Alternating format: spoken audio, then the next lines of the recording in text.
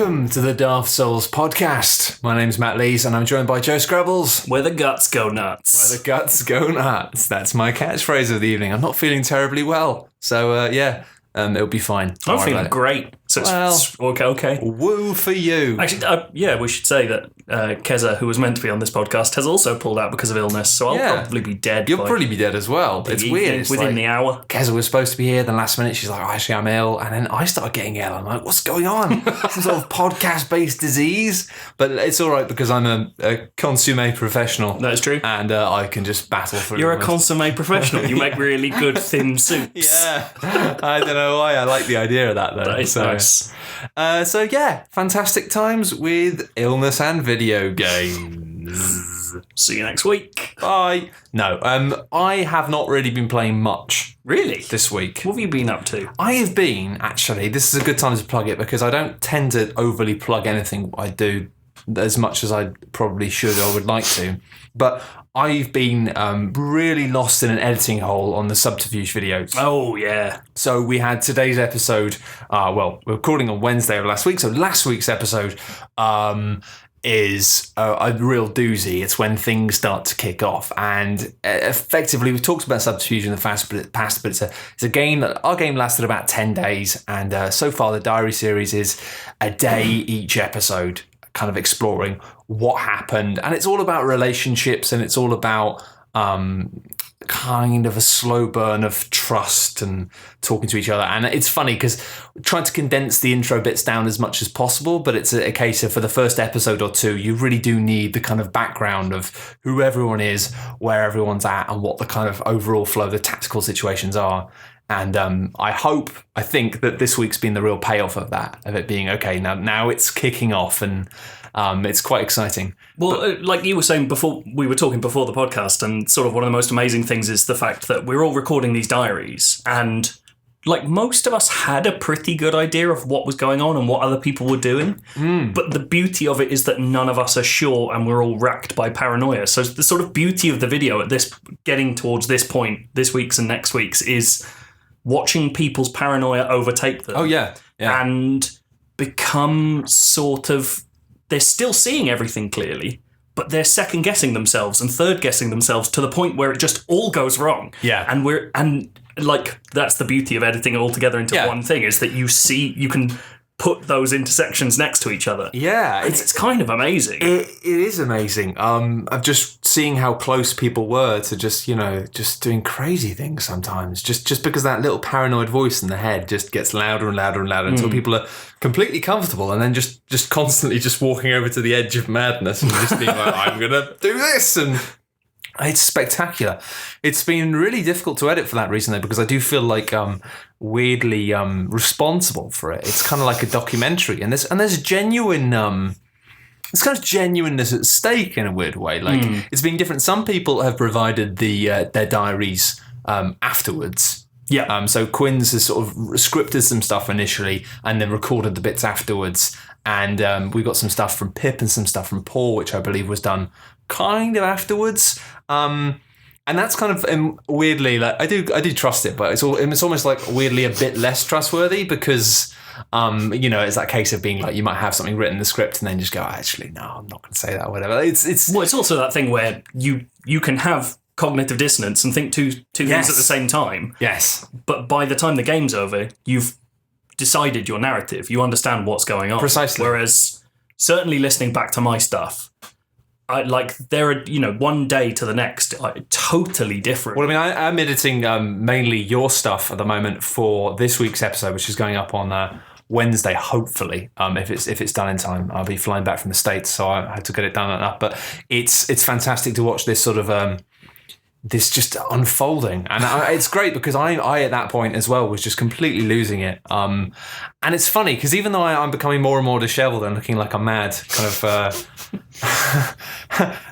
of Wurzel Gummidge at this point, it's good to see that you equally kind of started to just become unhinged and have it just everything becomes unreal strangely, and you start to it was a fascinating game to play. We've talked about the game a lot already, but I would say, it's well worth putting the time in to watch the series. The videos are quite long. They're about 15 to 20 minutes for each episode, but it's it's worth it. And I'm actually loving it at the moment. It's weird that for me, it's kind of like I'm watching a TV series, but I'm just one week ahead of everyone else, because editing it is almost like watching it. And I think it's worth pointing out that you're editing it week by week as well. You're not watching anything ahead, so you are still getting the experience of watching everyone fall apart. It's like a treat. I love it. I've never really edited other people's stuff before, but editing something like this as well, where you are editing an unfolding narrative, but you don't know what the story is, really. I mean, I do, but I don't.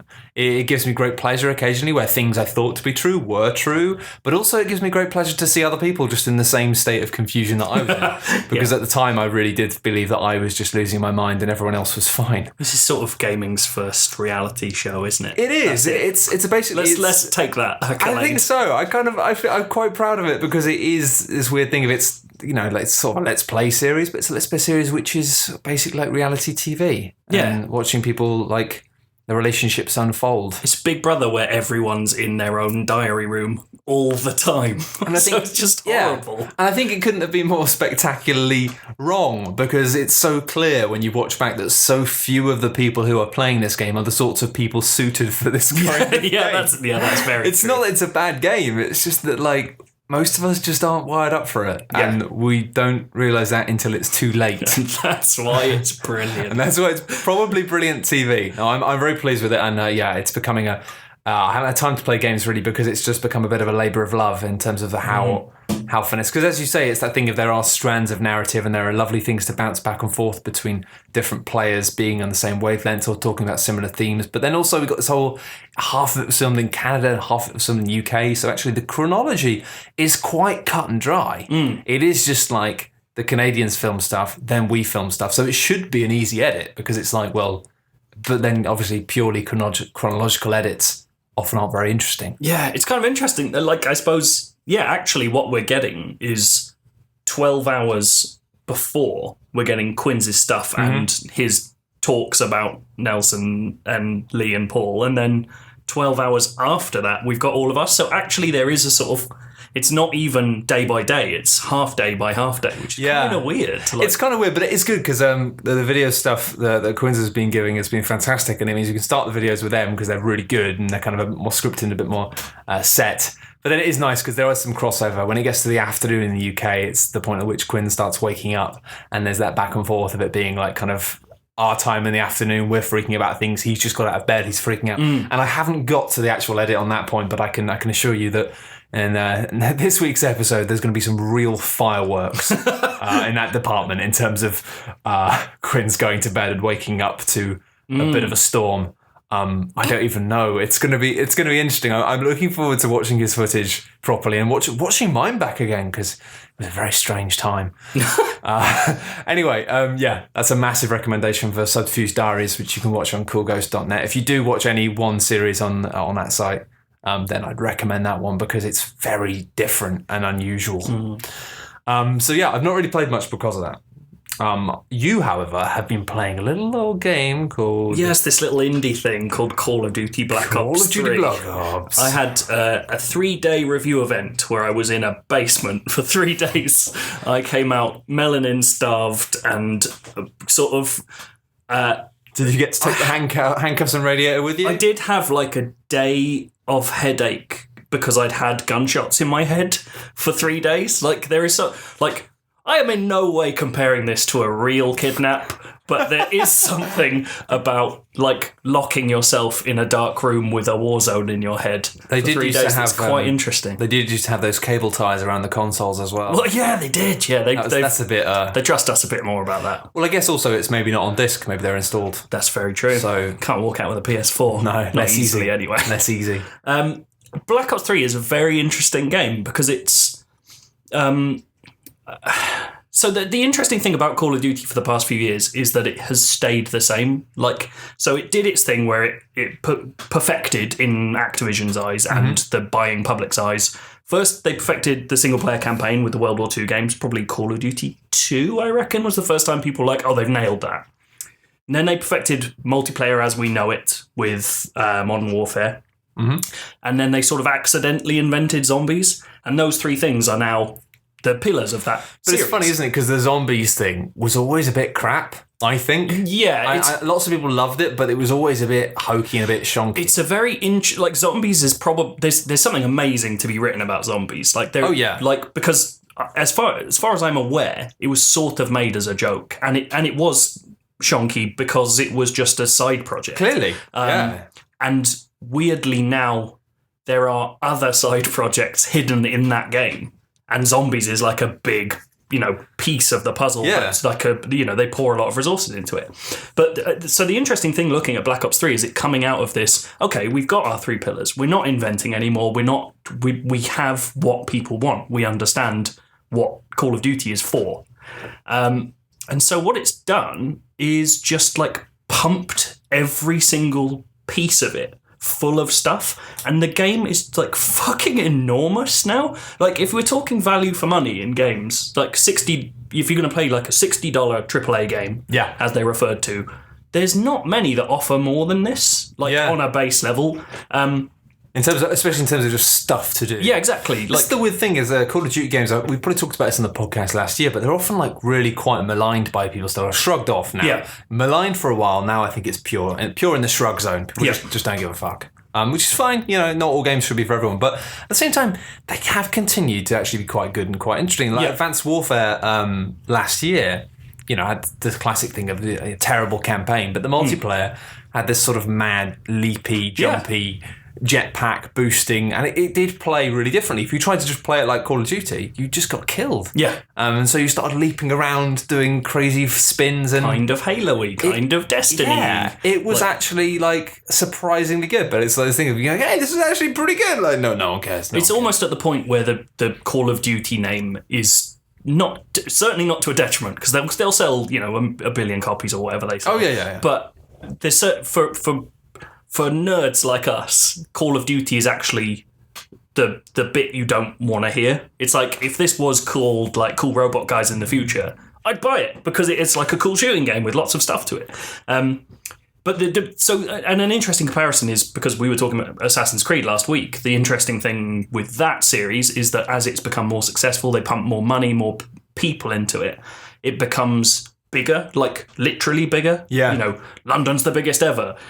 Whereas Call of Duty doesn't do that. It just it sort of like takes those little gaps that it's created, those 3 sections, and just like stuffs things in. It's like getting 3 little birdhouses and like getting a fucking chisel and pushing things into it. Full of jumpers. Exactly. It's really odd. But it's kind of amazing, and it makes it uneven, and it makes it odd to play as a whole, but it's sort of wonderful. Like I really like it a lot, and I admire it. Even so, this year, the standout problem is the campaign makes no fucking sense at all. Like it's absolute bullshit. It is a story about a man or lady, because you get to choose your gender now, who gets all their limbs torn off by a robot and gets turned into a cyborg person, and then gets a chip in their head, and then maybe there's a computer virus that's making all the super soldiers with chips in their head go mad. And that's fine, and it does some interesting and almost like brave stuff with where it becomes sort of psychedelic almost in places, where it's kind of going, oh, is this, like it's getting meta. Is this real? Yeah, in a very Call of Duty way. Yeah. But there is something admirable about watching them take such a mainstream franchise and try to do something source codey, Black Mirror-y, Matrix-y. Like it's all easy, but it's fun. I still loved what they did with Darkness 2, for those of you. Yes. I mean, it was a game which was kind of maligned because it was not made by the same devs, and it had a very different style and a very different tone, and it was just different. But yeah, like that's a game, if you're a fan of kind of story-based first-person shooters, that's something that's still worth revisiting a little bit. Darkness 2 is much better. So in this case, the problem is that all of that admirable work is lost by the fact that it's fucked from a storytelling perspective. Nothing makes sense. So you get like these mad bits where either it's okay, so I want to be nice and believe that for whatever reason they've had to cut chunks out of this game. Right. Because, and my one main bit of evidence is this, it is a weird one. is Sports Illustrated did a massive piece about the American football player Marshawn Lynch, the man who invented something called beast mode. I don't know what that is, but he's famous for beast mode. And he got scanned into the game, and there was a big deal about how he was like performing scenes, and they watched him getting motion captured and all this stuff. And he appears in the game for 30 seconds wordlessly in the background. And so in my head, I go, something's been chopped out. For whatever reason, they've had to just cut pieces out of this game. Could have just been a PR stunt, though. It could have been. And he appears in their live-action advert, so I don't know, maybe there's something about Almost definitely just a PR stunt. Okay, so in that case, they've just written it really badly. The exposition is like some of the most like out loud laughable I've ever heard. So when you start the game, there's a long training section, and after that training section, it goes. There's like a sort of like fuzzy flash forward. And during that time, it's like, oh, can you believe we've been doing wet works for the CIA for the last 5 years?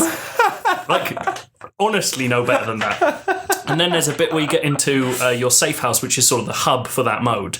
And your character legitimately says, Hendrix, who is your, your sort of helper man who tutorializes you, goes, Hendrix, remind me where we are again?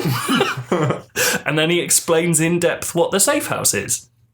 And you just sit there and go, this is not telling stories anymore. This is like just going, we're in a place, shoot men.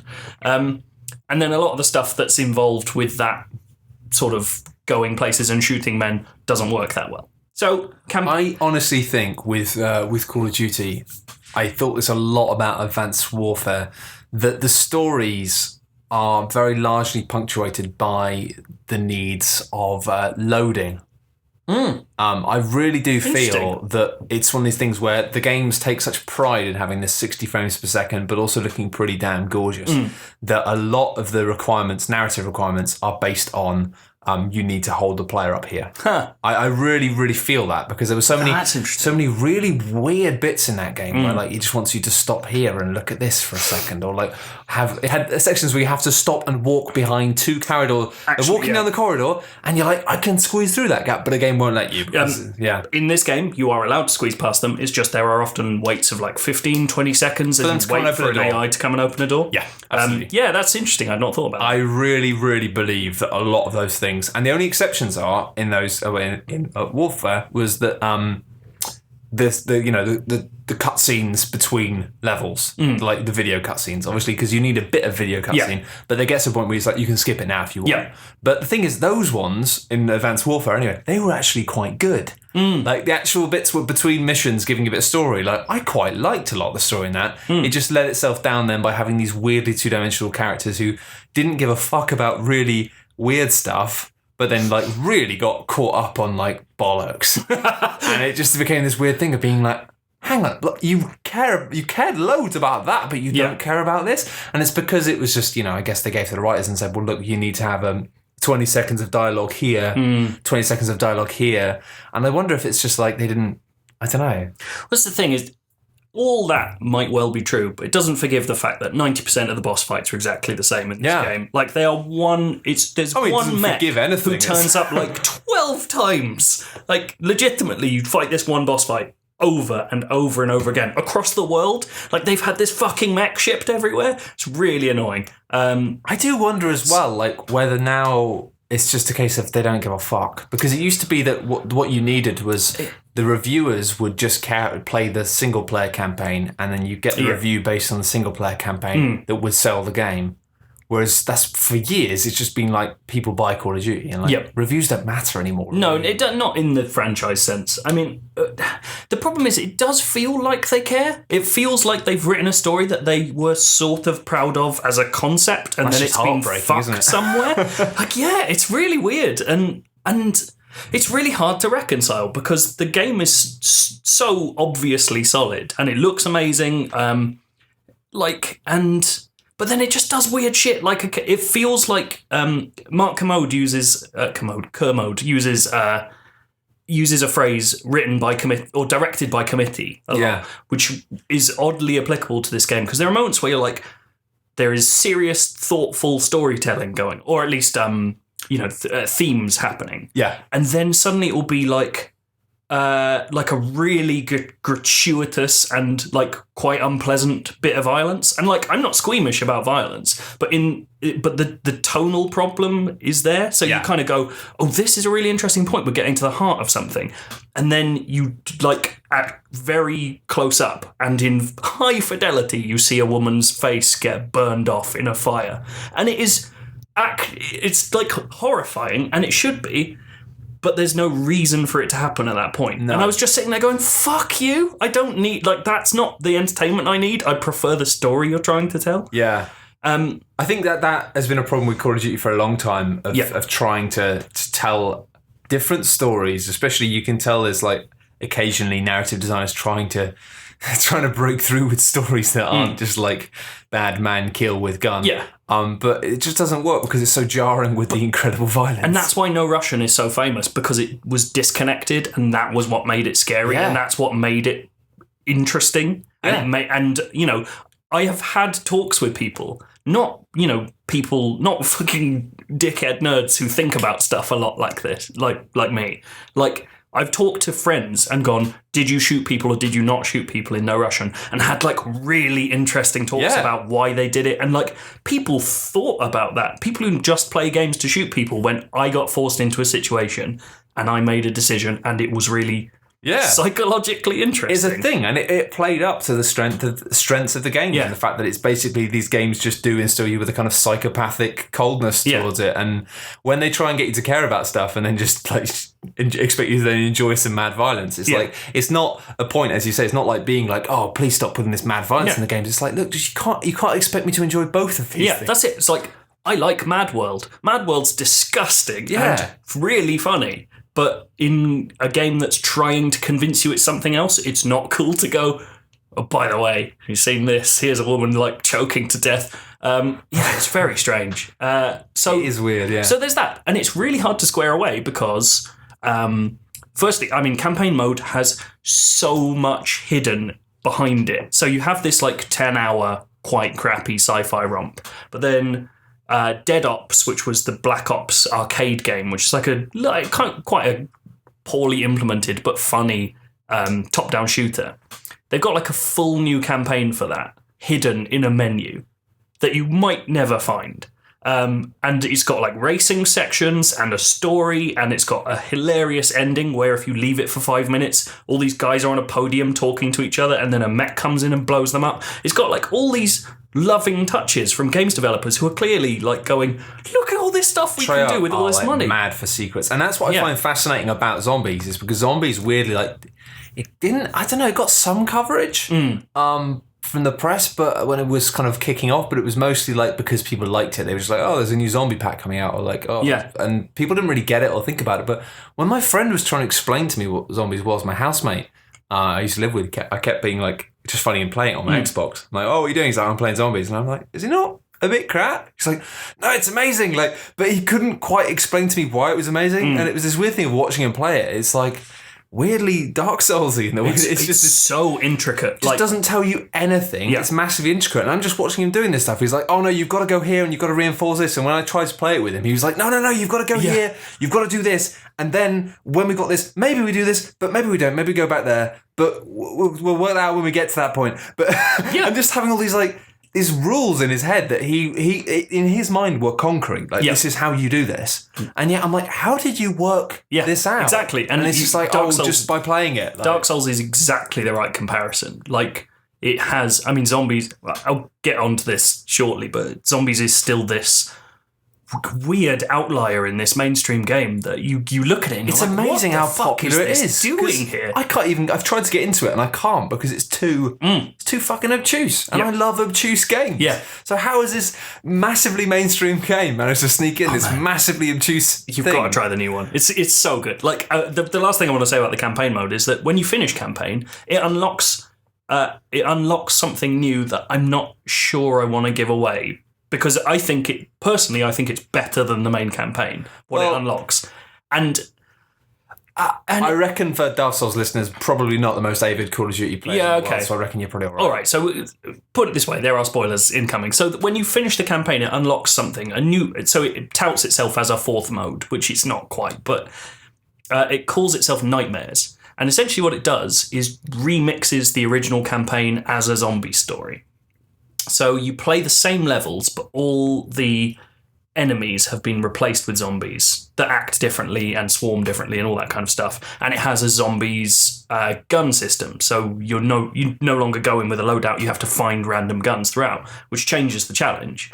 And the kind of hilarious thing they've done with it is they've gone, well, we can't apportion new resources to this. So what they've got is the main character and a side character have recorded an entirely different story in narration. And they just play it over all the cutscenes. So you've got the old cutscenes, and it was like, this guy was Jonathan Zombie Killer, and we gotta go and fight him in a lab. And you're like, and it's sort of hokey, but it's brilliant. And again, just shows like this love for this thing. And and to me, I didn't get all the way through it in the review event, unfortunately, but I think it's a more coherent story than the actual campaign mode. Like, probably as a dumb zombies story, it's better. And I think that's wonderful. Like, just going, by the way, it feels like something they would have done on PS2. It feels like old Japanese developers just went, by the way, we fucking made this. Well, this is the kind of thing I'm increasingly impressed with. The thing is, Activision got a ton of flack when they were the first to pioneer this sort of expensive game that you're supposed to buy once a year and then buy DLC for and all this stuff. And, it wasn't great at the time. It was like, they were kind of working with retailers to bump it up so the games were like £10 more expensive than all other games and all this stuff, and really being quite aggressive with like season packs and all this stuff. And it was crap. But it's sort of interesting now, moving on by 5 years, it's like, the landscape has changed. And basically, if you're getting into that world, if you're getting into like buying a AAA game, that's just the way it works. So if you were a 15-year-old kid like I was a 15-year-old kid, and you maybe had like a paper round, and you could buy like a game, once a month at most. Yeah. Like, this would be brilliant. And I would have fallen over myself for something with this much stuff. It kind of felt like originally it got away with it just because the multiplayer was such a big deal for so many people that it's like, you're going to spend 55 quid on this or whatever, but you're going to play it for a whole year. Yeah. You will buy some more bits every now and then, but really, you look at the time people putting into it, it wasn't a bad hobby, really. And now, it just feels since then they have made more of an effort to just make sure that each game, as well as they can, is just full of stuff. Especially Treyarch, they are mad for content. That's it. It's like, I think it's hard. It's occasionally hard, particularly with Call of Duty, to divest Activision from the developers. But it does feel like Activision have gone, we're doing this. This is our plan. Yeah. And Treyarch have gone, okay, we'll work to that. Yeah, we will try and offer. That's what I mean. I think that's the sense I get, that it's like they know that their games are expensive. They know that their games are going to have these like DLC packs that are going to be, expensive, and so they just do their absolute best to make sure that what they're giving their fans is actually still like the best value they can give them. To a certain extent, it almost feels to me like Treyarch have gone, because they were always the second studio for ages as well, and then Black Ops became the best-selling ever. And there's something lovely about the second studio kind of going, fuck it, I think we got a blank check here, and getting like, okay, so we'll move on to Zombies mode, which is the best depiction of this. Firstly, Zombies mode was, as we've said, a joke. It's now like this entirely separate, different UI, different story. It is, what is it? It's like a Jazz Age Lovecraftian sort of nightmare story with Ron Perlman. Is it actually a story now? Sort of. So it's not like you get a prologue and then you sort of figure out the story as you go. Again, so sort of Dark Soulsy, but obviously not quite as in-depth as that. But it's got Ron Perlman, Heather Graham, Neil McDonough, who's in Band of Brothers, and fucking Jeff Goldblum. I've got to say, actually, even though I did compare it to Dark Souls a bit, the difference is, what I love about Dark Souls is there are real like there's a thread of sanity to everything in there. Yes. Like, a lot of the problems you overcome through logic. And you go, well, what would that work? There are some bits where it's like esoteric and strange, it doesn't really make sense, but largely you think about what you know and you use that knowledge to do stuff. What really fucked me off about zombies was the fact that I was playing with my mate. It was quite fun, but he was like, "Oh, we've got to use this and this and this to make it this," and it's like, what? Yeah, like it's kind of nonsensical. It's like the puzzles are just like random shit. And I haven't noticed. I haven't cards on the table. I haven't got far enough through it because it's so hard. But I've not noticed anything totally, off the wall with regards to solutions, but maybe that's just because I haven't solved things yet. But it is a good touchstone, and I think it's a nice touchstone if they are using it. I think Dark Souls is kind of a cool place for like a mainstream game to be drawing its ideas from. I think even actually, like thinking about it, maybe the big appeal here is actually something a bit older than that. And maybe it's the same as it was for us when we used to play things like Monkey Island and Day of the Tentacle, and the fact that you had these difficult puzzles that didn't really make sense, and you get stuck, and then it would be this kind of school like. It's a chat, yeah. Yeah, like people would talk about it at school and be like, "Oh, have you done this? Oh, you do this and do this." And, maybe your friends looked it up on the internet and he can tell you about it, and just having this sort of puzzle that you're unlocking with your friends. Yeah. And maybe it is esoteric to the point where it's like you can't just, even if you went to YouTube and found out the solution, because you're doing it with 4 people, you're never going to get it right just because you know it. You kind of have to go, you go there, do this, and it sort of comes together through cooperation. Like maybe that obtuse nature is kind of the key to it, because it is so stupid that you have to work hard to get it, and then it becomes satisfying. Yeah, it's mad. It really is, but it's interesting. I like the Lovecraftian jazz with Jeff Goldblum. It's fucking amazing. Like, it's so much fun. Like, it's all gold, and saxophones are playing over everything you do, and everyone's throwing like dated quips at each other, and I've written, by the point this comes out, hopefully it'll be up, unless it's been rejected for being too weird. I wrote like an enormous article about why I think Jeff Goldblum is possibly the best choice for a voiceover actor of all time. I think he's the best thing to happen to Call of Duty since War. Well, providing that doesn't get killed somehow, I'll put a link to that in the podcast. Yeah, we'll see how it goes. But it's and yeah, he's fucking hilarious, and he's having so much fun. And this is a point I made in the article, is Jeff Goldblum is famous for he's been in 4 video games, I found out, this being one of them. One of them was that Jurassic Park game where he comes on at the end and tells you to go and get a girlfriend and like blow the stink off, I think he refers to it. Like, wow. Literally the end of the Jurassic Park game is Jeff Goldblum insulting you for playing a game. Like, I'm pretty sure he doesn't like video games very much. And there's something about his performance in this where you're like, he has so little respect for what he's doing, but because he's Jeff Goldblum, it's amazing. So, like, occasionally he'll sort of be doing an English accent, and occasionally he'll just be fucking Brundle from The Fly, and it's so weird and so rewarding, because it turns the game into like this weird. It almost feels like some sort of improvisational theatre piece, because you never know what he's going to say. Like, there's a bit where I shot a zombie in the head, and he went, "This is good." And you're like, any other video game character would be going, "Yeah, headshot, fucking shot it." Like, and all the other characters are. Ron Perlman's like, "Fucking stuck it in your nut." And then like, then Jeff Goldblum's I like Ron Perlman, but I don't need him in a Call of Duty game, because he's just a Call of Duty character, but alive somehow. Yeah, exactly. Yeah. And just Jeff Goldblum's the most amazing pick, because he shouldn't be there. And he plays this like magician who killed his wife because she racked up a load of debts, and so he's this prick. He's an absolute prick, and he's just brilliant. I love it. I love it so much, and I will play through zombies. I'm trying to wrangle people to play it with me, because I just want to be him. I want to be near him. Like, what are you playing it on? PS4. I might try and see if I can get a copy. It's magic. Because I don't really want to play the rest of the game. No. But I'd quite like to play that. Exactly. So that's not the strongest pitch I've ever sent to a PR department. But, but the best thing about it is that, and I almost think like this is purposeful, but I'm not sure, is no one gets to choose Goldblum. Goldblum is given to someone. And so whoever gets... Like, when we were playing at this review event, whenever someone got Goldblum, it's like, yes! Like, because everyone else has to listen to, like, very good actors, but normal actors. But not normal. Not the weirdest man. Oh, I'm just a normal human. Oh, I'm Neil McDonough just swearing.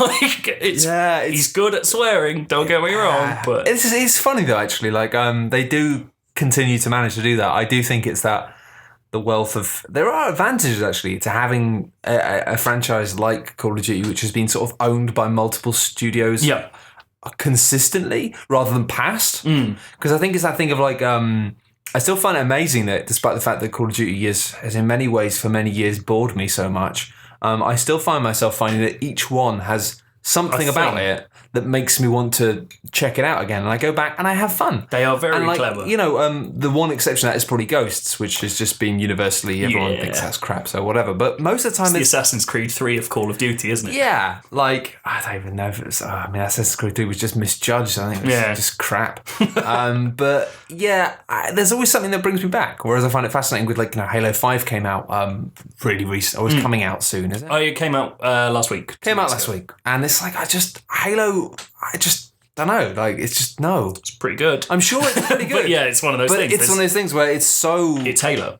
It's so strict to itself of what Halo is in many regards. I think you raise an interesting point about that being passed between studios as opposed to inherited by a studio. It becomes a fear, right? With Halo, it's like, oh God, we have 343 have to live up to a legacy. Yeah.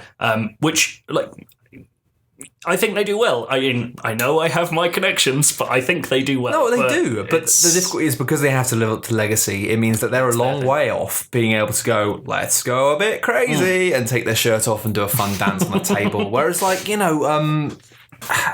Treyarch and Infinity Ward were working kind of in tandem. Obviously, there was beef between them, and then Infinity Ward kind of collapsed into goo. Yeah, now there's Sledgehammer. But it's this nice thing of, because it's a transition, because it's kind of a rolling thing, it gives them a bit more... Like, can you imagine what it'd be like if now the baton was just being passed and it was like Sledgehammer are now taking over and Infinity Ward and Treyarch are just done forever. Well, there's something... that would be horrible. Awful. But there's something further to that, which is, I think, I've written briefly about this, but never exclusively, but there's something amazing about how Call of Duty DLC is done, because they don't give that to the studios. They have, like... So Raven, who a lot of people are really sad... I miss Raven. Yeah, exactly. Raven made great stuff. But they get anyone doing it, don't they? Fucking, like... Well, no, that's not fair. But they had Raven at one point... They were purposefully quite opaque about who was doing what, weren't they? But it was like Raven,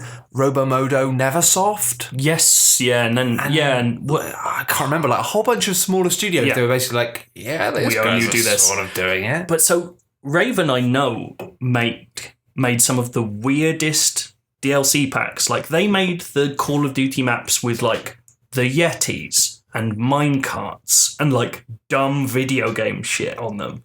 And so there's something... I mean... That's what Raven do, isn't it? Exactly. It's sad, and it is obviously sad that they're not making their own stuff. But the fact that you can kind of point to something and go, I reckon that's probably Raven have made this weird shit, is quite funny. Also, on a side note, there is a possibility that Raven will be helping make Destiny 2 based on other stuff. So, like, High Moon Studios, who made the good Transformers games a few years ago, they're helping make Destiny 2. Interesting. And I think Activision are getting lots of those satellite studios and putting them into Destiny, which is really fucking exciting. That's a cool thing. That is cool. So yeah, and the last part of the Call of Duty puzzle is multiplayer, which is obviously the biggest part, and is exactly what you expect it to be. Has like 13, 14 modes. It's fucking enormous. They've started doing like MOBA-style hardcore things, so like you can do bans and protects for equipment, and then its big thing is it's added 9 characters called specialists, and each of them have what you can take into battle one of their abilities. There's always a combat ability and a support ability.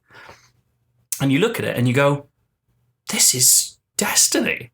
And it's an L1 and R1 to start the attacks. Really? And you look at it and you're like, they have taken a major part of Destiny and put it into Call of Duty, and it's fucking great. Like, it's really cool. Like, suddenly there's no more perfect loadout because someone will turn up with a shotgun and you'll be like, well, we've got this guy Tempest on our Prophet on our team who's got this rifle called the Tempest, which fires a lightning bolt into you. You die, you sizzle for a bit, and anyone else who walks past you also gets sizzled if they stand near you for too long. So if people are camping in one place, you kill a room, and then you've got a guy who like spits out decoys. So he turns into a hologram and he spits out 3 other holograms, which is amazing for objective-based things.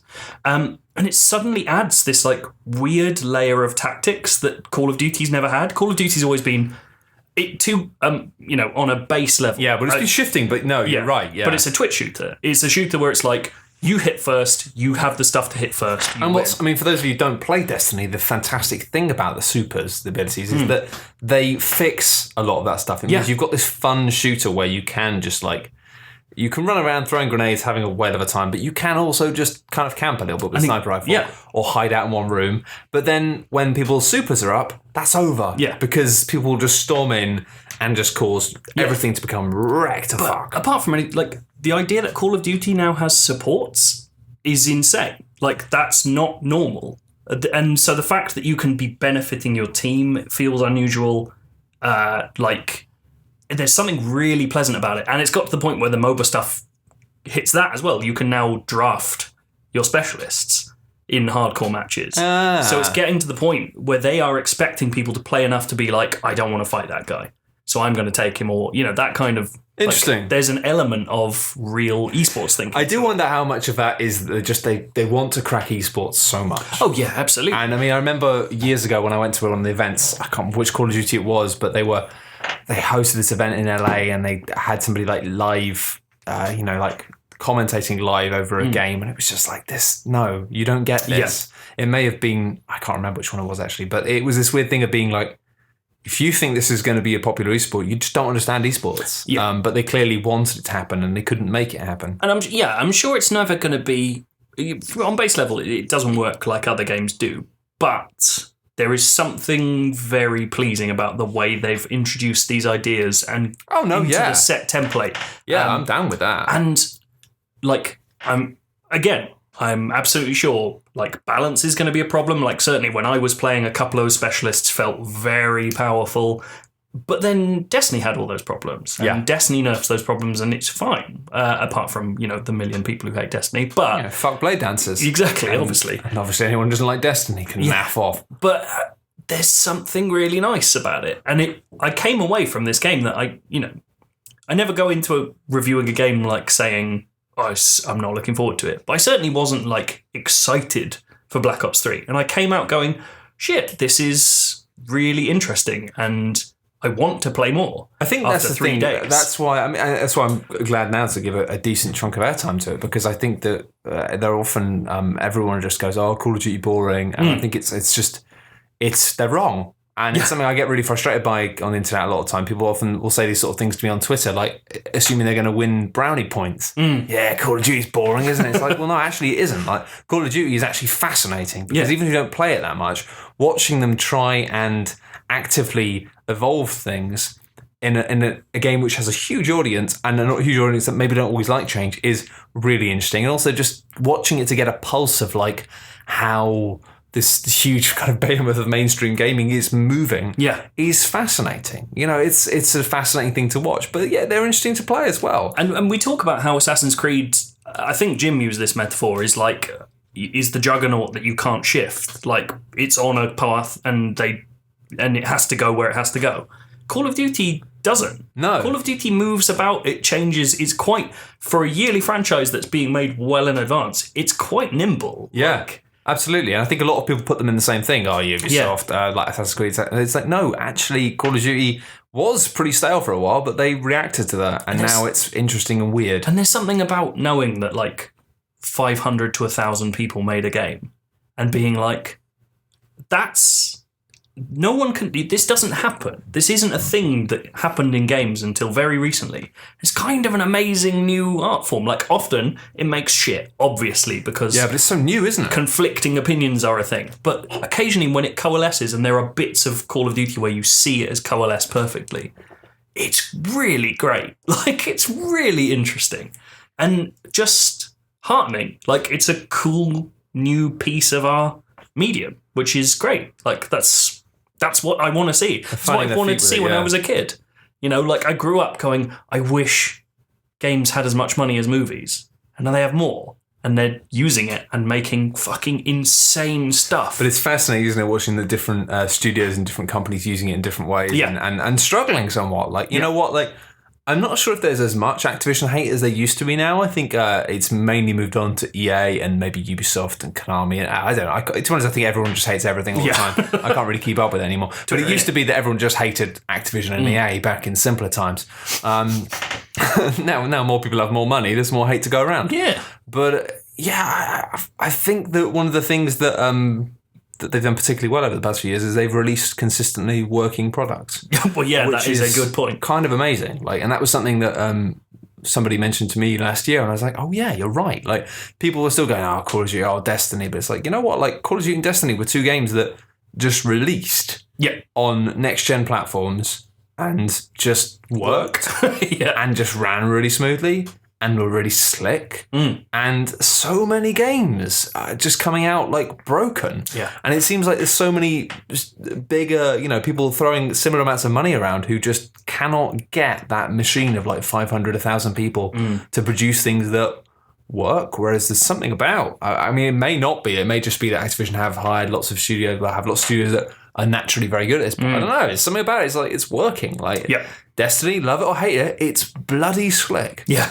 There wasn't a huge amount to do when it launched, but man, was it smooth. And the same thing's true of, but then maybe actually the secret of that is cutting. Maybe you're right, and maybe the reason things work smoothly is because they very ruthlessly remove things in order to make the Q&A period work. The idea that they have ruthlessly removed stuff from Black Ops 3 makes me want to see what their plans were, because it's like I said, it's fucking enormous. Like, it is huge. And so the idea that they've cut back is even more amazing if they have.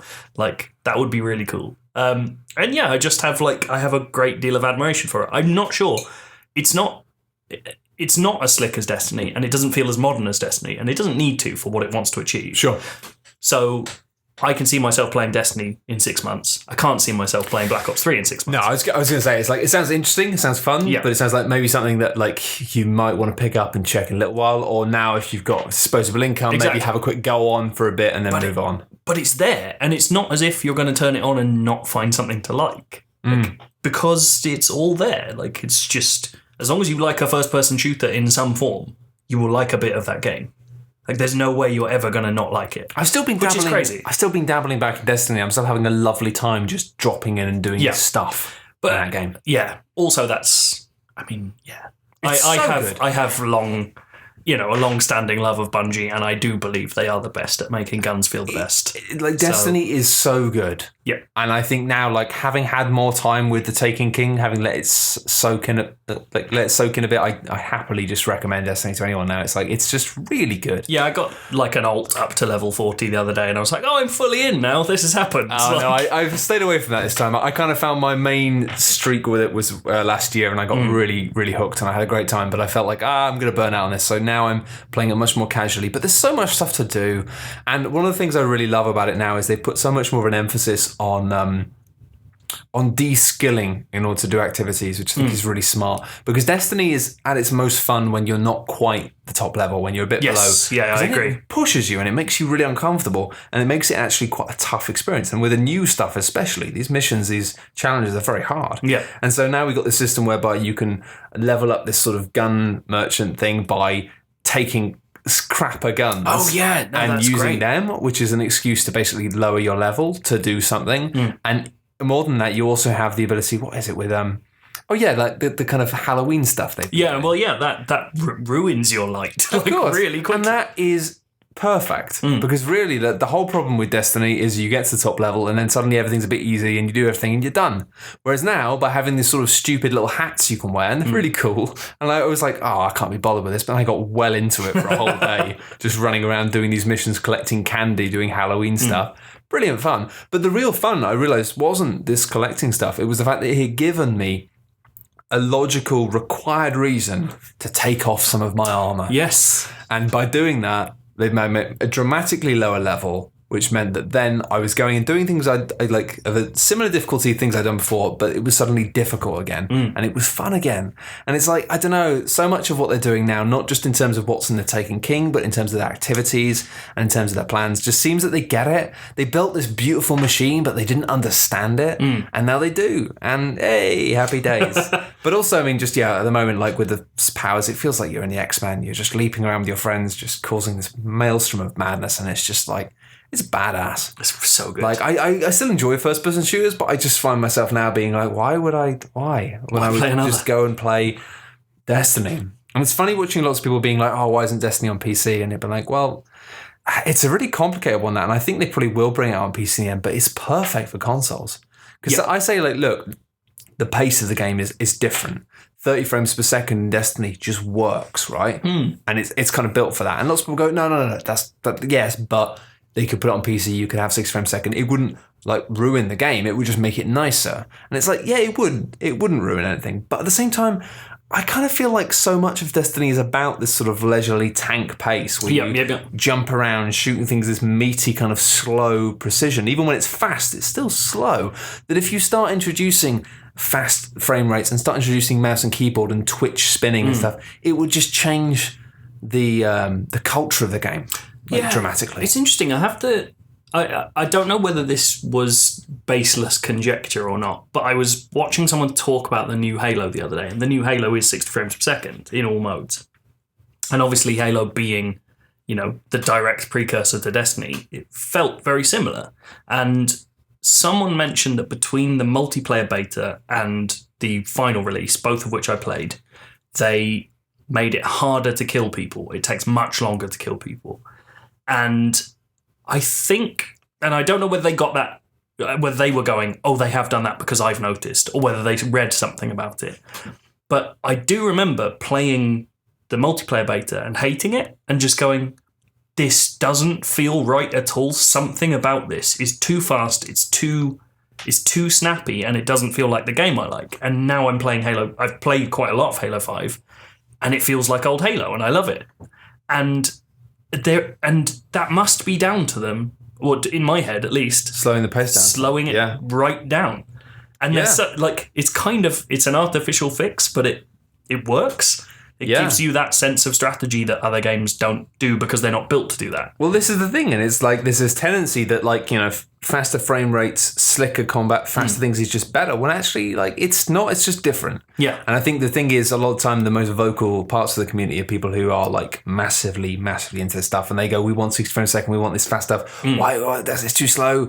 Why would you use a controller when you use mouse and keyboard?" It's because these people are, in the much in the way that often they play games, they're kind of like agitated on edge, more. Where actually, like, what I love about Destiny is this slowness. And we talked about it, it's just about like there's no voice communications. I remember I got laughed out of fucking town when Destiny launched, and I said a few things on Twitter being like, it's actually like, it's fantastic that it's opt-in chat. Yeah. Like, it's fantastic that that talk is not a feature as standard. And I got like people like screen grabbing my tweet and like hurling abuse at me and stuff and being like, oh, you're saying that like developers removing features from games is a good thing? And it's like, yeah.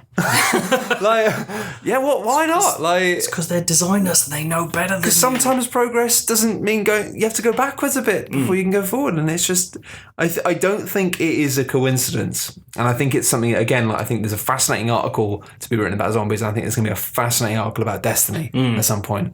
But you've just got this game which is 30 frames a second, controller, slow paced, no chat, and has this huge silent audience. Yeah. People just don't exist, but they do. People love Destiny. Well, didn't they release some ludicrous stat that it's like 25 million people have played it and it's an average of 3 hours a day of play? Like, that's disgustingly long for an average play. Absolutely. That is insane. Like, and it has captured people really quietly. And it's just such a beautiful example of why you have every right, if you wish to do so, to just completely ignore the internet and completely ignore comments, because you've got these vast swathes of people saying it's shit, or these vast swathes of people going, stop talking about Destiny. But these people, whoever they are, love it. Yeah. And they want to read about it, but they don't want to write anything. And I kind of wonder if it's just this is the sort of the person I am. And it just so happens that my job is recording podcasts and doing these things and playing games and talking about them. But I think actually, if I switch something and I'm suddenly not doing this, would I be the sort of person who would go onto websites and write comments? No. So just play Destiny because it's better. Play Destiny. Destiny's way more fun than writing comments. Oh, it's so much more fun. That's the thing. I love guns. We've worked it out. Is basically people who write comments haven't got something fun enough to do to not write comments. They don't actually even like games. What? Apart from people who comment on cool ghosts. Because they are genuinely quite an amazing bunch of people. I will very briefly talk about, this is amazing, because you came into this day being like, I haven't really played much, but I really enjoyed that. I really enjoy talking about Call of Duty or listening to it. It's fun because it's been such a long time since... It is that weird thing, it is the thing of like, it was just a thing, and now it's sort of, like we saw with Assassin's Creed as well. It fell out of favour and it comes back again. It's these waves of like, oh, I wonder what Call of Duty's up to nowadays. And people turns out it's fucking great. Or they don't look meaningfully, and they just go, oh, whatever. And it's like, well, no, it's it's like it's one of these things. It's like reading about world travel journalism. Like, I might not want to go to that country, but I'd like to hear about it. Like, what's it like? Guadalupe sounds great. Tell me more about Guantanamo Bay.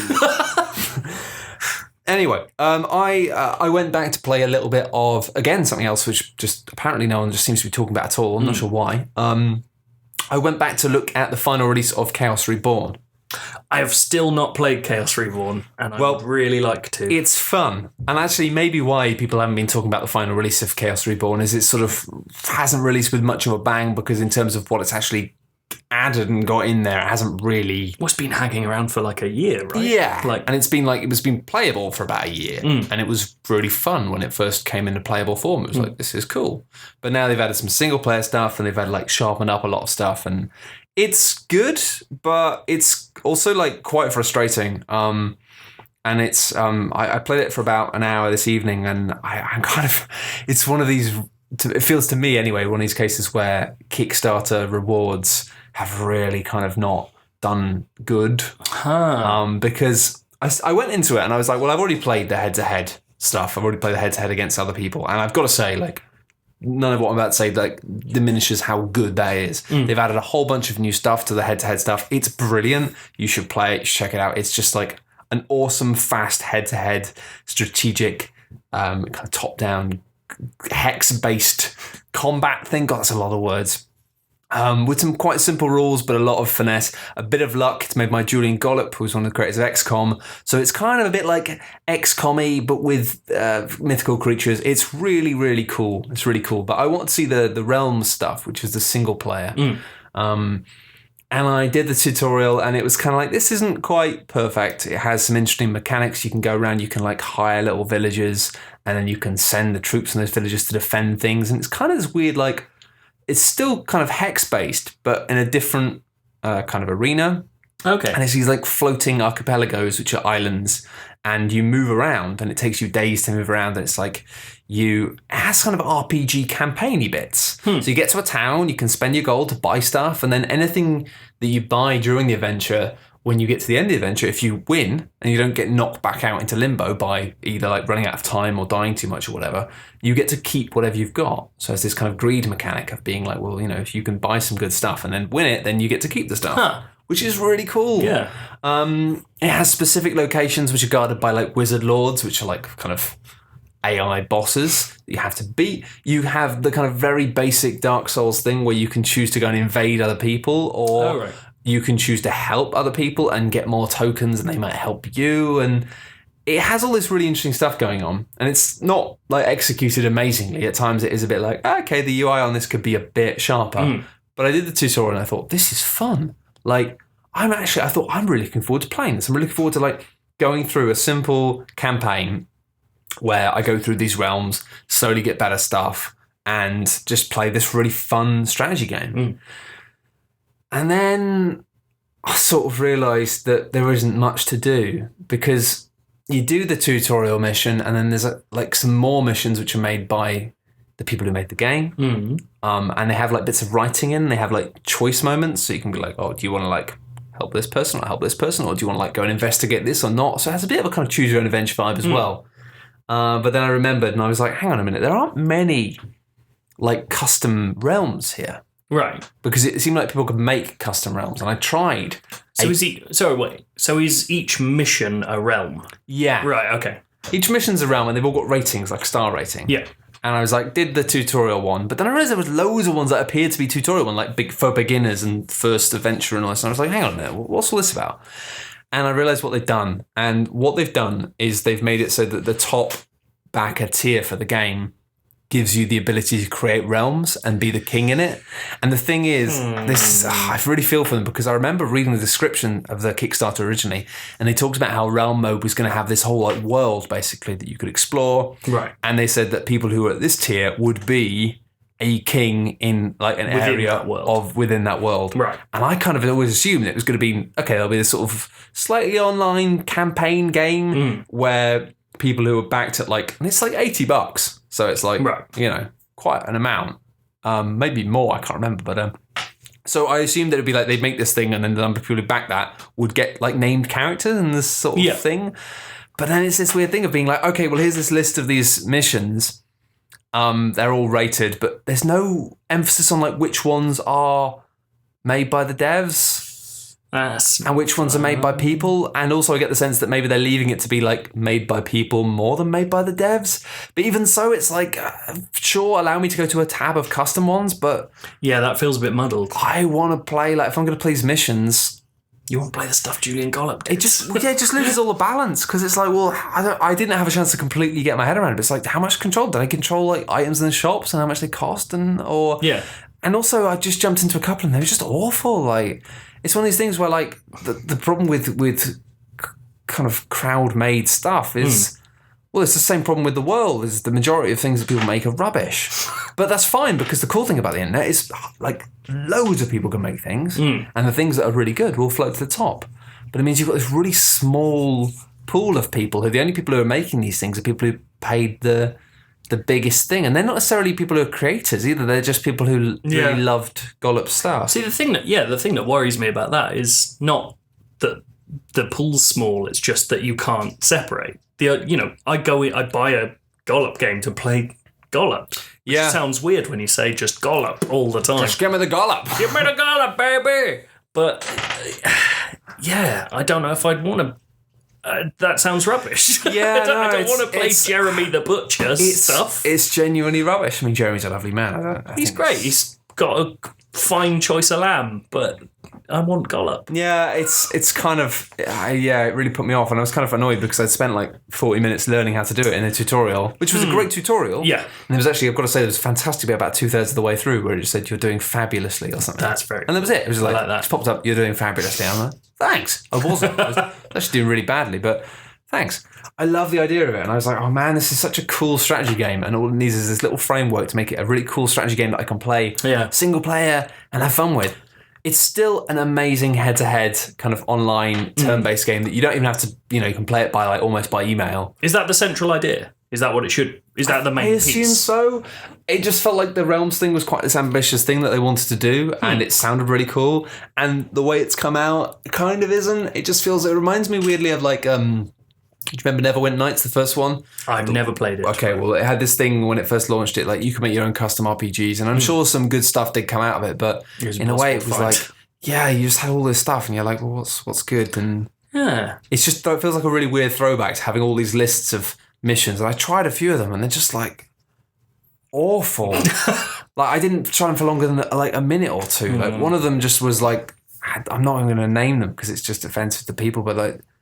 Some of them just started off with some terrible writing, like just being like, oh God. Some of them had spelling mistakes in them, and it's like, okay. That's no good. And then one of them had a thing where like right at the start, so it was a combination of like terrible writing, which is like forgivable, but there's not that much to these scenarios, so you might as well make sure the writing's good. But then there's one where it's like, you came in and it gave you a choice straight away. And the choice was like, do you either want to do this or do this? And it was like good or evil. Yeah. But then both of them, regardless of which one you chose, there was a 50% chance that it would go badly and a 50% chance that it would go well. Oh, that sounds awful. And it's like, what?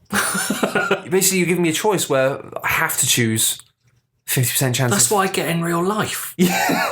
That's just choosing in real life because it might not go my way.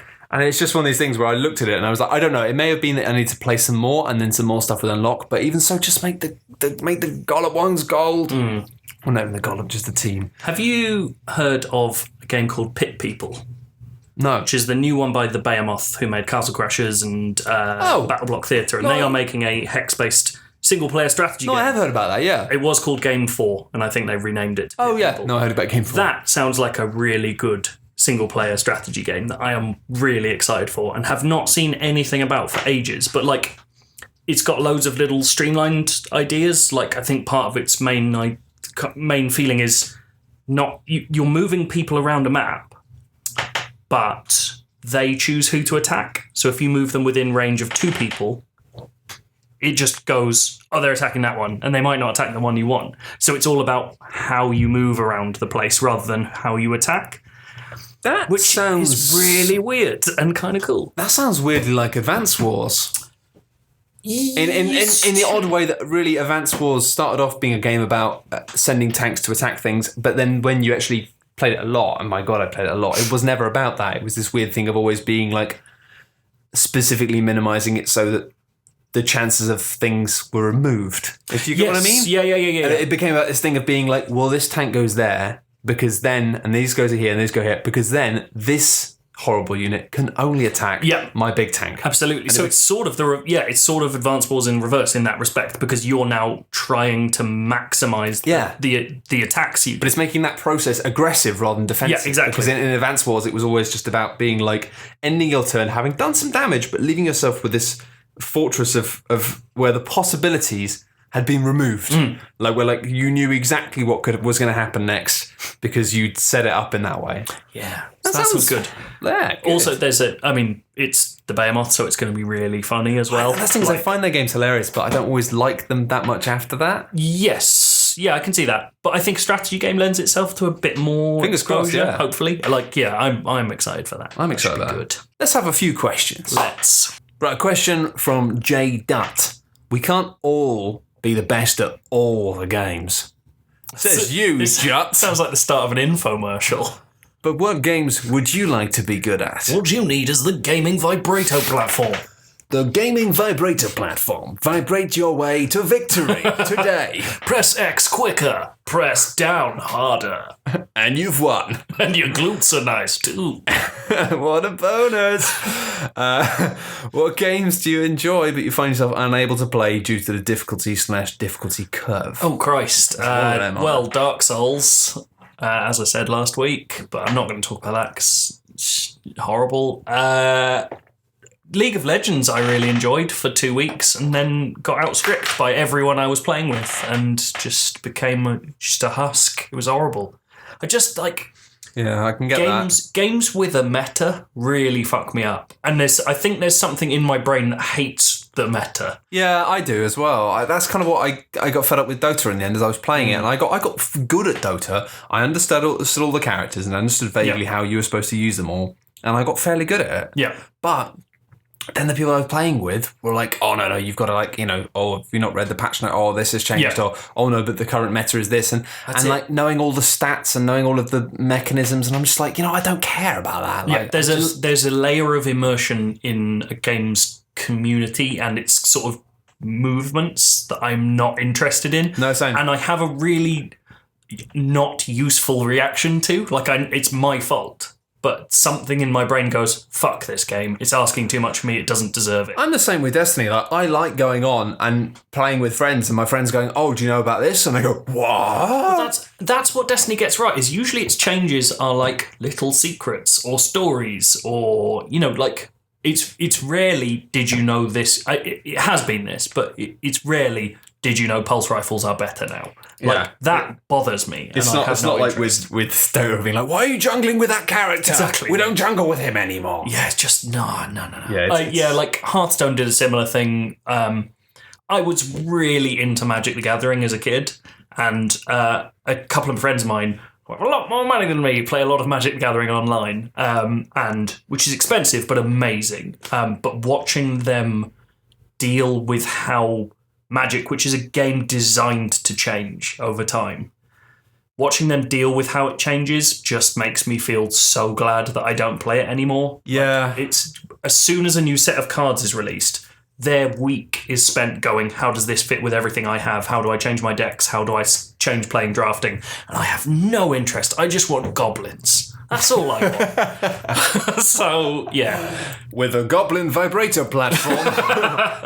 No, I think I'm trying to think. I think the most notable one for this for me was Devil May Cry 3, which everyone says is just incredible. But I love that game. I loved it so much. But I thought that's the one everyone hated. No. It was 4. Oh. Or DMC. But 4, I hated 4 personally. Okay, yeah. I thought 4 was really trashy, and a lot of the community just think it was amazing, but the community have proven themselves to be absolute cops. Oh, yeah, they don't like DMC, which is wrong. Yeah, they're just like, no, we need to kill DMC so our old game will come back. Yeah, you killed it. How'd that work out for you? Well done, guys. No more ever. It's done. But no, I love Devil May Cry, and Devil May Cry 3 was brilliant. It was clearly, fucking awesome. And it was so tight and it had so many interesting things going on, but it was just so hard. I remember having to grind the first level just so I could get enough red orbs to level up my guns so I could kill Cerberus, the first boss, which was 20 minutes in, without it being horrible. Nice. It was just so hard. Sorry, I was just getting off track. That's one of those games where the sound effects live with me forever. The sound of orbs collecting is it's in me. That's never leaving. The first Devil May Cry was hugely formative for me. It was just those mannequins. The coolest thing I'd ever played. It was that thing of being really cool, but also quite scary. Yes, and the first time I ever hovered with guns, Yeah, that's one of the coolest things I'd ever seen in my life. I mean, that whole holding R1 and just go. Well, I guess it was that studio, wasn't it? Really, it was that thing of that game was originally one of the many prototypes for Resident Evil 4. Oh no, it was Resident Evil 2. Oh, was it? Yeah. So Hideki Kamiya invented Devil May Cry by accident, which I think is one of the greatest game stories of all time. Is he was making Resident Evil 2 and they went, what is this? This is not a zombie game. And so he went, fuck it. Put a red coat on him, get some puppets. Let's go. What an incredible decision. And the fact that Capcom went, yeah, he's quite intimidating, let him do it.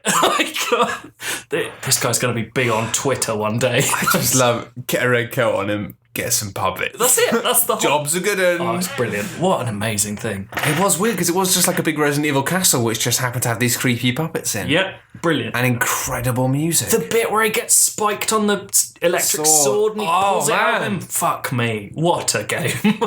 It's just... I want to play it now. I know that's the thing is, when I think about when I go, poor internet boys obsessed with their video games and not having any kind of view of the greater world or having no social understanding and all the problems that come with it. That was me then, exactly then. I didn't have a fucking clue about anything, but my God, a man pulling himself up, not pulling himself off. Yes. An electric sword. Was just the coolest thing I'd ever seen in my fucking life. It's because all the blood shot out the back of him. It was unbelievable. Brilliant. And then you had that fight with the big spider. Yes. And the big spider was like, I'm going to kill you. Talking spiders. And then he did kill you quite a few times, but then when you killed him, you're like, no, you fucking don't. I'm incredible. You big spider prick. That was an era in which you'd have a boss fight where you kill the boss, and then the boss would come back, and you genuinely go, shit. Yes. And it wasn't you going...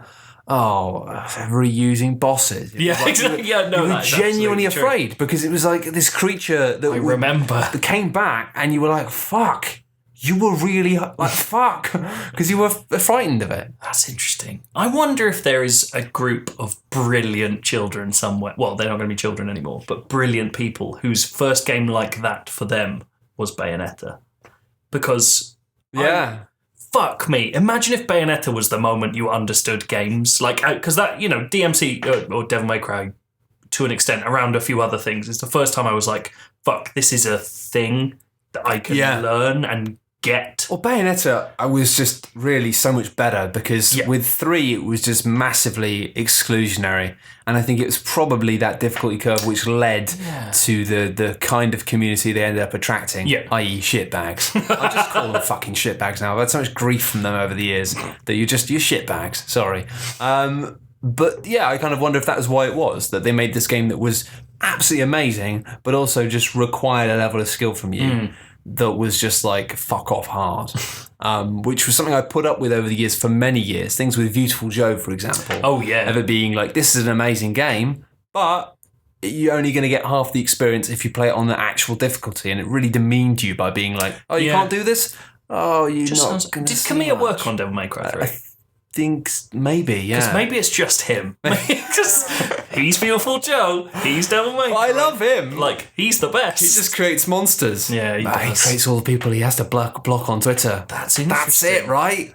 He's created the monsters, and now he can't deal with them. Now he has to block them. Did you know he has a little stamp that is his face and the word blocked underneath? I know he's a bit creepy. I didn't know. I love him, but every time he's talking to women on Twitter, it's always like, you're a cute babe. It's like, I met him and he was nice to me, so that's formed it. You're not a cute babe, Joe. Oh, what? Well, you are in my eyes and my heart. I need that vibrator platform. But no, Bayonetta was just amazing because it was that thing of being like, had the same quality of action and control, but it wasn't that difficult. And it was that thing of being like, I didn't actually appreciate how good Bayonetta was until I finished it. Yeah. Because it was that thing of going, well, that was a fun romp. I love that. And I was like, oh, I'll start playing it on hard. And then suddenly it was like, fuck. Oh my God. The whole game's different. You just realise the whole game's different, but also you just realise how amazing the enemy design and the combat design was of just being like, this is incredible. And the fact that everything's like marble with meat underneath. That's just the best enemy design in the Another world. thing as well, that's exactly it. In the fact that like one of the things I always found with Halo games, especially as they moved over to next gen, last gen, was you thought, Halo Reach, not that impressive looking or whatever.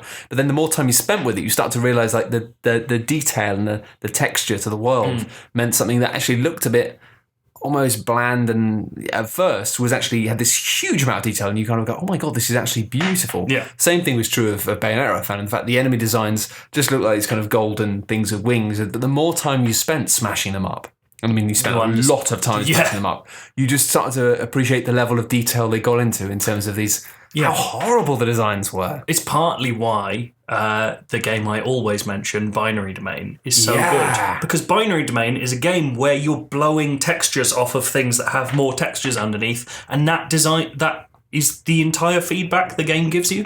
It's a third-person cover shooter like everything else, but when you're shooting robots and they are falling apart and you see all the robot bits underneath them, it's the most satisfying interaction maybe I've ever had in games. Yeah. Like, genuinely. And I honestly think until Destiny, there's been nothing that actually managed to be nearly as good as Binary Domain in terms of that noise that when you shoot something in the head and it goes... Yes. Like, Destiny is fantastic at that, of having this brilliant... multiple layers of aesthetic feedback for when you get a nice headshot. Well, it's like, I think it was Quinn mentioned it, which was every headshot has a different special animation for a headshot. Yeah. Which, since he said that, I've noticed it over and over and over again. Like, everything. My favourite ones are the Taken acolytes, I think, where they... The ones where they just suck themselves into a black hole. Their head goes boom, and then the black mess from their head creates a black hole they get sucked into. That is unbelievable. Oh, it's so good. And right down to, like, Cabal when you shoot them in the head, and all the air shoots out of their helmet, and then they go down clutching their armour, and you're like... That is amazing. Like, it's just awesome. And I mean, Binary Domain was just awesome for that. Of just being like having the simple idea. But that's kind of the thing with Binary Domain is it does it all over. Yeah. Like, you can shoot their leg and you can see their leg falling apart, and you're like, this is... But it was a noise you made when you shot them in the head. Yes, yeah. So good. Just, brilliant. Yeah. And like a nonsensical short story with a French robot. Yeah.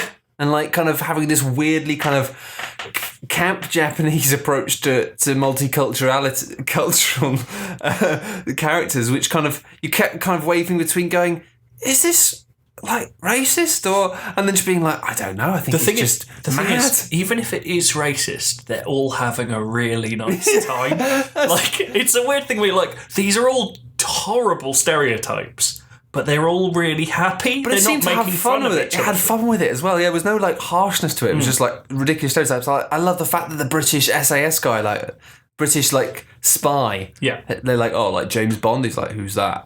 That's so good. It's just stupid. No, I like Binary Domain a lot. If that's not backwards compatible on Xbox One soon, I will lose my shit. It was one of those things where I remember so being much. at an event and playing Binary Domain and just being like, what the fuck? Yeah. Like getting to a boss fight where like it was just this boss fight against this amazing giant robot thing. Was it the fucking spider thing? No, but I mean that's like amazing. I mean, spiders are just good bosses. But that spider, fuck. Yeah. But then all of the bosses in Binary Domain, Yeah. pretty much all of them, are just incredible. There's that one where... So this is a thing games get wrong so often, which Binary Domain did not, which is...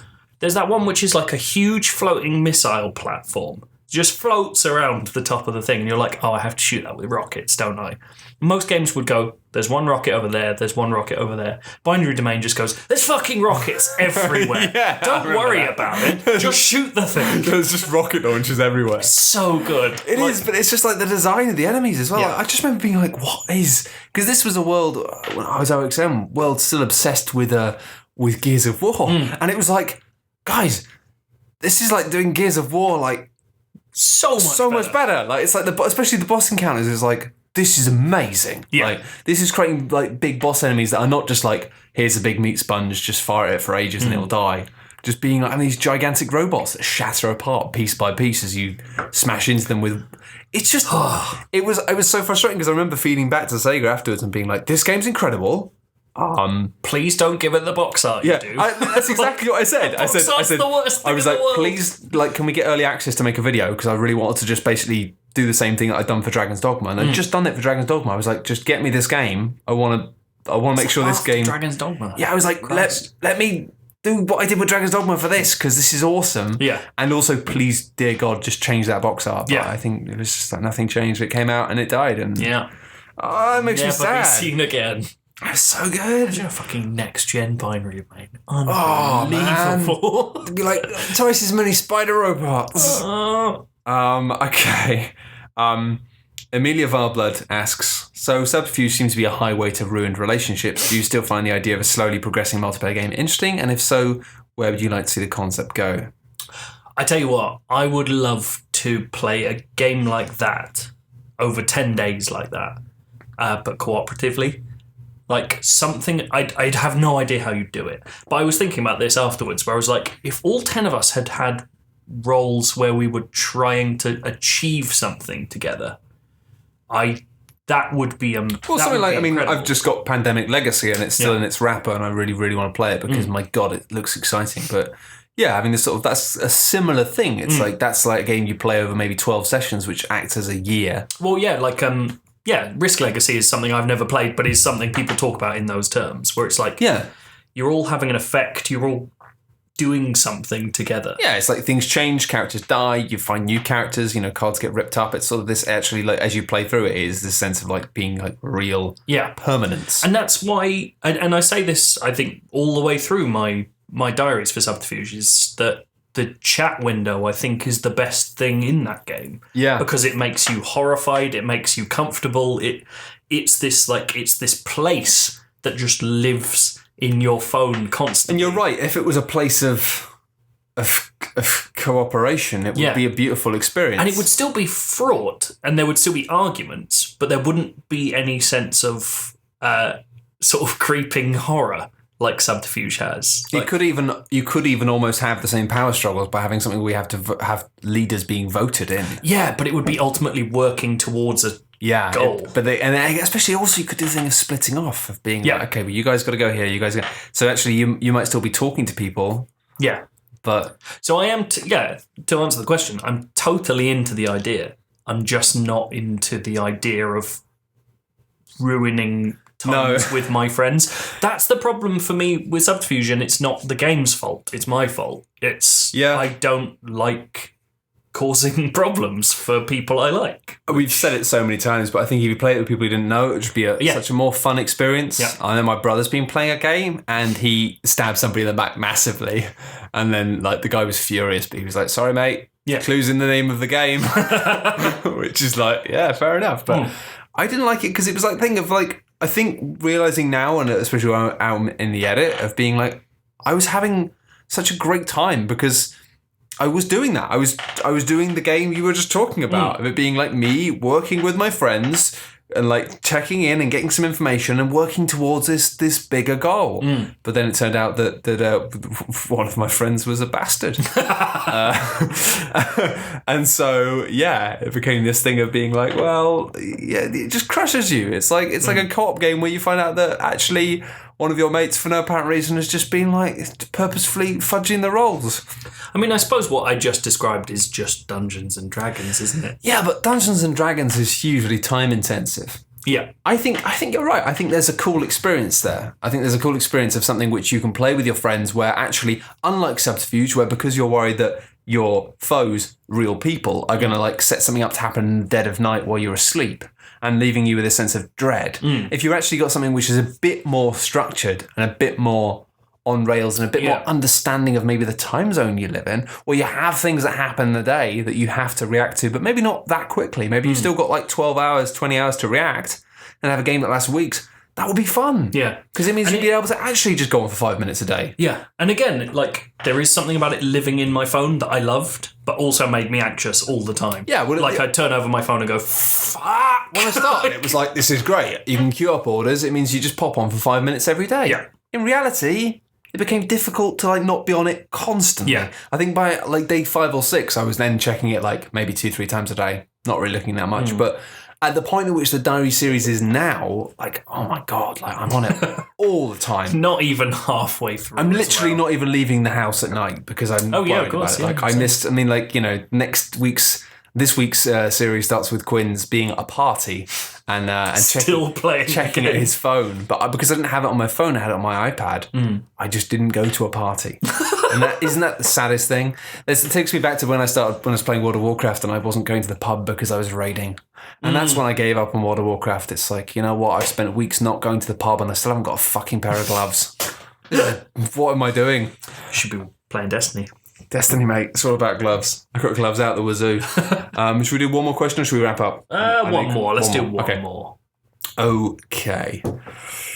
Boom, boom, boom, boom, boom, boom, boom, boom, boom, boom, boom. I'm going to go for a question here by James Airy because it seems like a quick one.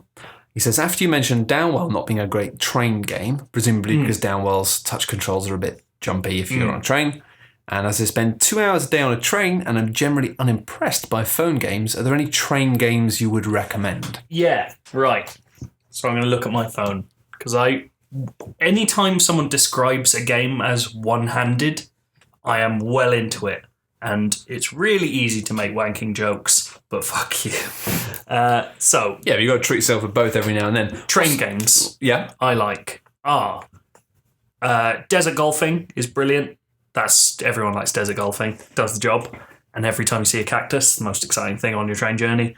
There is a game called Alone, which is an endless flyer. So it's just incredible. It's sort of like... I'm going to give it really reductive sort of description. It's sort of like Cannabalt meets Super Hexagon.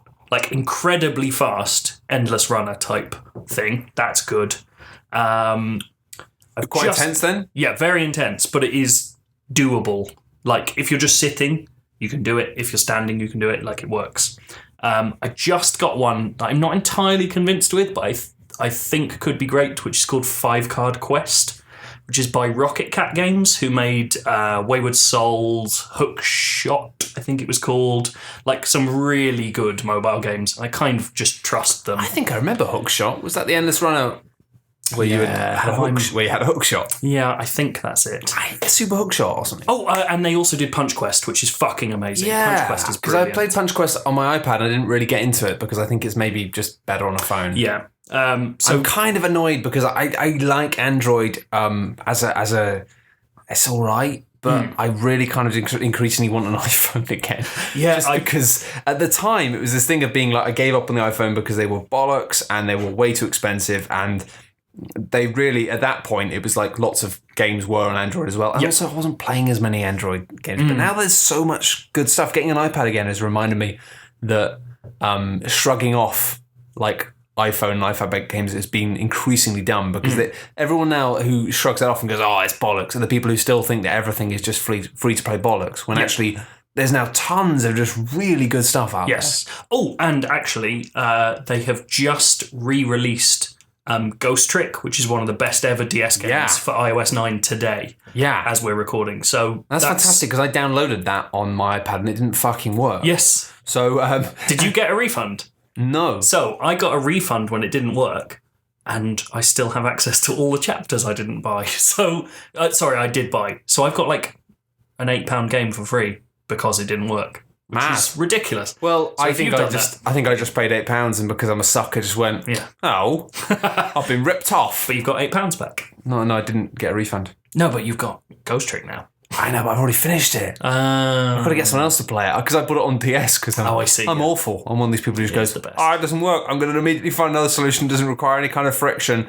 But definitely, if you haven't played Ghost Trick, that's a fantastic little. It's by the guy who did Ace Attorney, but it's a bit more of a puzzle solver. Yeah, like Ace Attorney tends towards text adventure in its ways. But yeah, Ghost Trick is a brilliant point and click. It's a point and click, but it does a fantastic thing. And I may have already mentioned this on the podcast, but my favourite thing, it's not my favourite thing, but my favourite thing I can talk about in Ghost Trick without spoiling anything, and it's a fantastic little story, really, really emotional, surprisingly, got really into it. But my favourite thing about it is the fact that it does that point and click thing of allowing you to go to locations which you're not supposed to be at yet. But because it has this very simple mechanic of you're a ghost that can reach out to objects, it just does this thing of if you've gone somewhere that you're not supposed to be at yet, you can't reach anything. So you just know that you're in the wrong place. Yeah. And that's it. And you go to the place and you go, oh, I can reach out from here to here. And then that's it. And it just means you never get stuck. Like, I don't think I ever once got stuck in that game. And it's a point and click with some lovely puzzles where you don't get stuck. And an awesome main character. Yeah, I can't say anything more, but it's... play that very game. Good. Also, and play it quickly before the next iOS update comes out and it stops working again. The only other thing I've played, which is two-handed but great phone game, is called Another Case Solved, which is like this weird... It's a match puzzler, but it's also a detective story. So everything you earn in the match sections then goes on to help you in like sort of Guess Who sections, find things on a map, like little mini games that all come out of what you've matched in the match sections. It's a bit.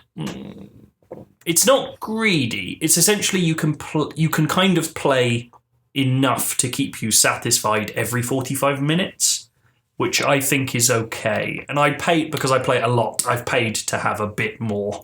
But I think it's well worth having a look at. It's a nice kind of step on from the match puzzle. I don't mind things if it's a case of being like you play it for a bit, you enjoy it, and then that's exactly play it more. Unfortunately, it's not like you buy the game and you can play it all, but it's sort of based on rationing. So if you could just keep playing and playing and playing, you would finish it in like 2 days. Gotcha. But yeah, it's really nice little thing. That's good. I think actually having a selection of things that you can play a little bit is actually quite nice. That's exactly it. Oh, and yeah, Pac-Man 256 is really good for that as well. I've heard. Which is like an infinite runner Pac-Man, which is good.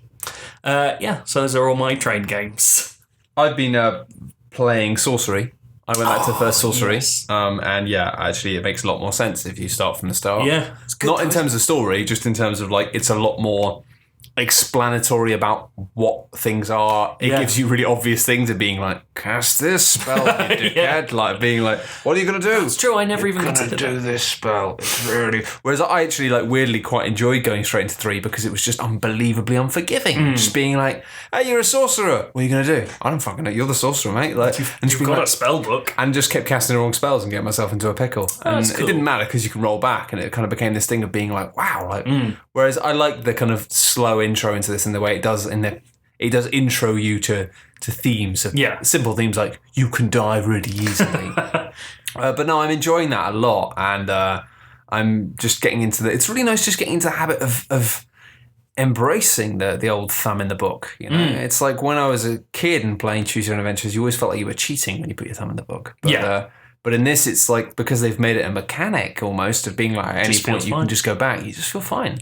Yeah. And it's nice because it does encourage you to do things. You kind of go, I'm in this village. Oh, I'm diseased. I'm going back. I'm not being a diseased man. Or like, I fell off a bridge. And it also does. I mean, this is kind of what Life is Strange bases itself around, which is that thing of like you do something and you go, oh right, so my choice that I made it didn't have the mood of the thing I chose. So like if sometimes you do something and you're like, oh, my character reacted really angrily. That's not what I meant.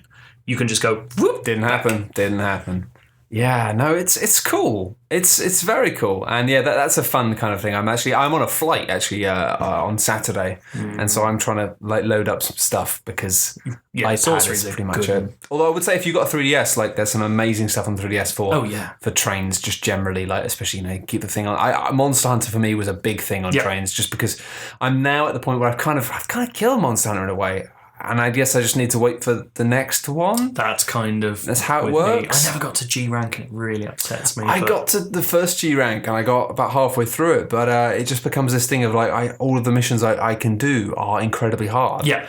And then, you either need to do them with people or when you are like really concentrating, and that's not train time. Yeah. Whereas for a long time, it's this lovely thing if you can basically have this thing where you can play some Monster Hunter, do a difficult mission, maybe go online and play with some strangers, but then you can actually be like doing your almost busy work in between. And it's actually weirdly a lot of games. If you're like, oh yeah, you got to do grinding because of the structure of Monster Hunter. It never really feels like grinding in the same way. So you just be like, oh well, I'm going to take my train journey. I'm going to go and collect loads of mushrooms, or I'm going to go and kill that monster 4 times so I can get this armor, so I can do this. And I still want to make a video at some point about just the kind of structure of progress in Monster Hunter, because I think it's a really fascinating thing. Well, it's a rhythm, isn't it? It's going, I want this thing, so I do this thing, and then I want this thing because of that thing, and then I do that thing, and it builds itself, and then you kind of find yourself going off track, and you go, oh well, now I've got enough stuff from that I can go and do that, and it's you forget the rhythm. You get fixated on this, so you can do this, and then meanwhile like something else happens, and you find that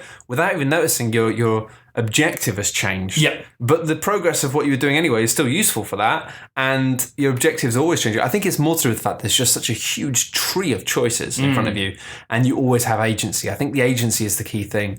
Too many RPGs have this point where you kind of go, you can't do this until you've got this. Yeah, exactly. And a lot of time it's gold or XP, and they give you 2 currencies and be like, you need this. And you go, oh, I haven't got enough of that. Whereas in Monster Hunter, it's like so many things. You need something, but what you need and what you get is completely up to you. And also, crucially, the game itself is so mechanically sound that even when you're doing what would seem like the more boring thing, it never feels like a grind. No. Like, you can fight the same monster.